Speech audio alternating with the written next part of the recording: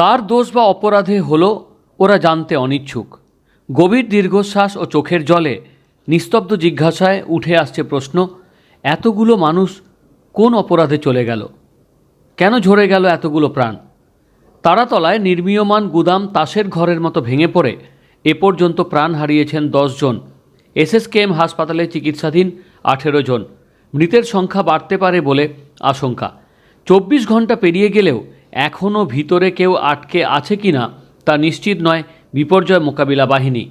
তবে এই ঘটনায় গোডাউন মালিক সহ 5 জনকে গ্রেফতার করেছে পুলিশ। আজ তাদের আলিপুর আদালতে তোলা হয়। প্রত্যক্ষদর্শীরা জানাচ্ছেন কি ঘটেছিল কাল দুপুরে। কালকে 11:15 নাগাদ ঘটনাটি ঘটেছিল। তখন আমি যখন এসি তখন পুরো হুড়মুড়িয়ে পড়ে গিয়েছে। তারপরে দেখলাম একজন বেরিয়ে আসছে, তারপর বললো ভিতরে আমাদের মালিক চাপা পড়ে রয়ে আছে।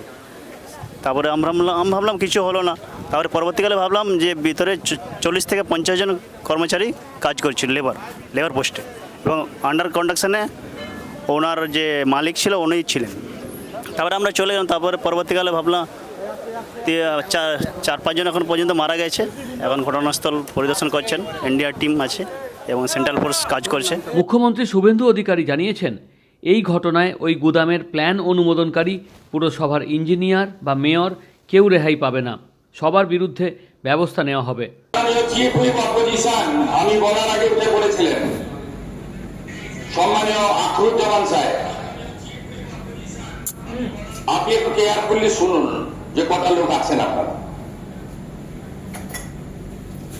এই বিল্ডিং প্ল্যানটা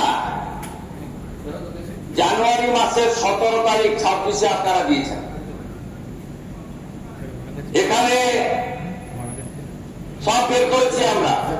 গোডাউন মালিক শম্ভু বেহেরাকে গ্রেফতার করেছে police. Bureau report, morning time news.